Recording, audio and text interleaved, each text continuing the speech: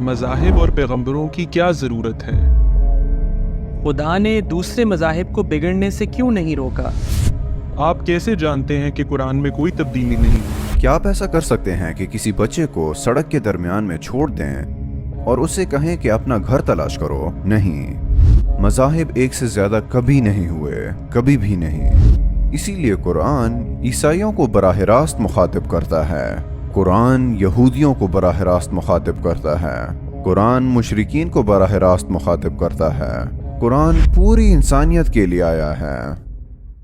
अदनान रशीद भाई, हमारे सवाल जवाब के सेशन में खुशामदीद। इस सेशन में हम कुछ मुश्किल सवालात पूछेंगे जो एथियस्ट की जानिब से पूछे जाते हैं। जब आप तैयार हो हम शुरू कर लेंगे। मैं तैयार हूँ। मज़ाहिब और अंबिया की क्या ज़रूरत है? मज़ाहिब और अंबिया की ज़रूरत इसलिए है ताकि लोगों की रहनुमाई की जाए। अगर लोगों की रहनुमाई ना की जाए, अगर आपके पास जिंदगी गुजारने के लिए कोई रोड मैप ना हो, तो आप जिंदगी कैसे गुजारेंगे? हर शख्स जो मन में आएगा करता रहेगा। लिहाजा मंजिल तक पहुंचने के लिए कुछ हदबंदी जरूरी है, कुछ कवायद व ज़वाबित होना जरूरी है, कुछ हिदायत होना जरूरी है। हमारी जिंदगी का एक मकसद है और वो मकसद अंबिया और मज़ाहिब वाज़ेह करते हैं। अंबिया एक रोड मैप के तौर पर मजहब लाते हैं, तो अंबिया रहनुमा हैं, वो गाइड हैं, और मजहब रोड मैप है। लिहाजा हम अपनी मंजिल तक पहुंचने के लिए रोड मैप को फॉलो करते हैं, और वो मंजिल इस जहान और अगली जहान की कामयाबी है। क्या हम ये खुद से नहीं समझ सकते?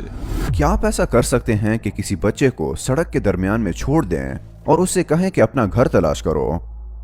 या ये कि आप किसी आदमी को सहरा के दरमियान में, बड़े सहरा में किसी जगह छोड़ दें, क्या वो शख्स बगैर कंपास इस्तेमाल किए अपना रास्ता तलाश कर लेगा? नहीं। तो रास्ता तलाश करने के लिए आपको सिमत का मालूम होना जरूरी होता है।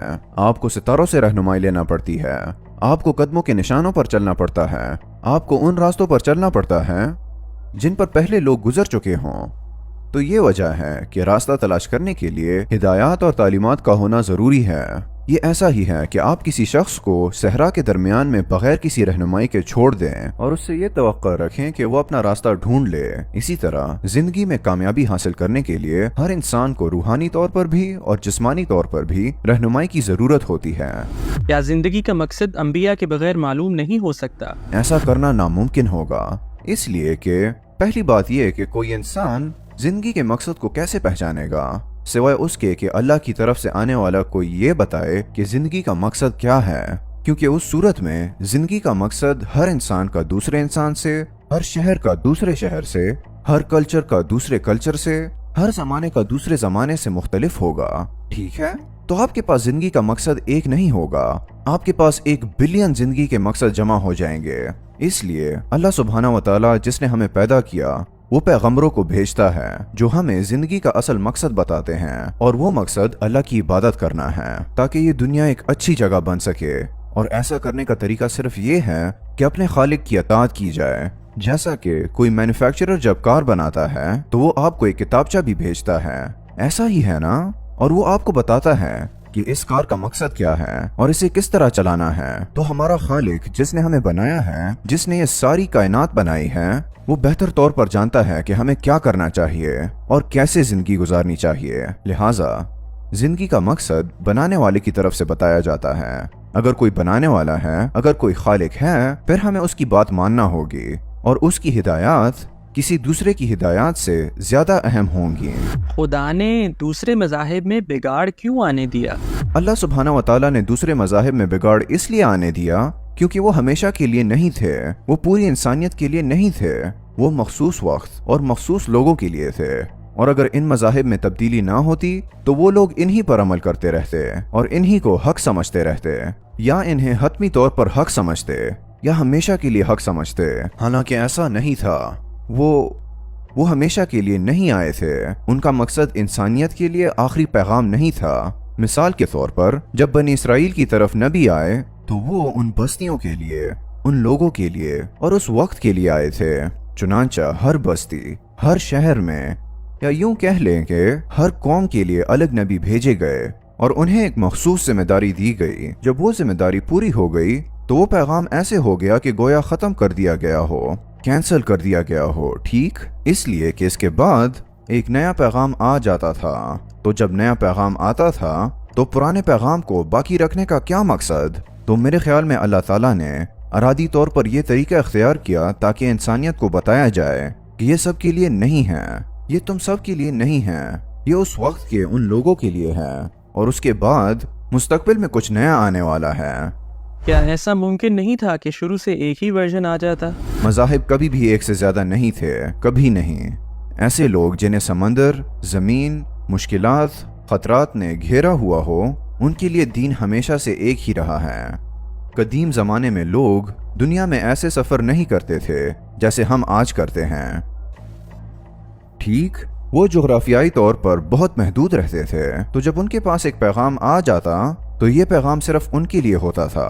ठीक, चुनांचा जब हजरत लूत अलैहिस्सलाम तशरीफ लाए तो वो अपनी कौम में आए। हजरत लूत अलैहिस्सलाम हजरत इब्राहीम अलैहिस्सलाम की कौम के पास नहीं गए। जब हजरत यहया अलैहिस्सलाम तशरीफ लाए हजरत ईसा अलैहिस्सलाम के ज़माने में, तो हजरत यहया अलैहिस्सलाम अपना काम करते रहे और हजरत ईसा अलैहिस्सलाम अपना काम करते रहे। तो अगरचे एक ही वक्त में दो पैगंबर हो सकते थे, लेकिन वो किसी खास काम के लिए भेजे गए, खास काम करने के लिए।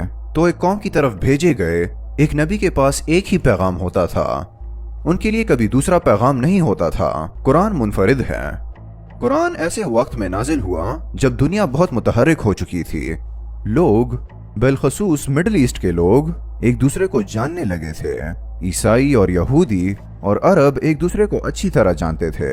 तो कुरान इन सब के लिए नाजिल हुआ।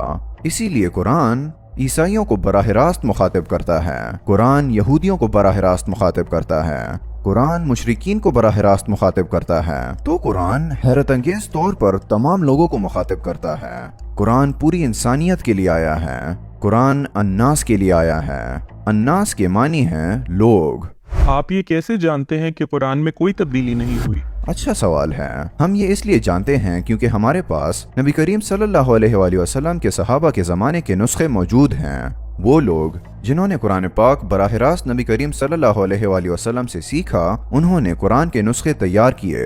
वो नुस्खे आज भी हमारे पास मौजूद हैं। हम उन्हें आज भी देख सकते हैं, हम उन्हें पढ़ सकते हैं। इनमें से एक तोपकापी म्यूजियम तुर्की में मौजूद है और दूसरा नुस्खा सेंट पीटर्सबर्ग में है, एक ताशकंद में है, एक नुस्खा हुसैनी मस्जिद मिस्र में है। इसके अलावा सना के मखतूतात हैं, उनको बाकायदा दस्तावेजी शक्ल दी गई है, लिहाजा हम इस्लाम की पहली सदी के नुस्खे पढ़ सकते हैं।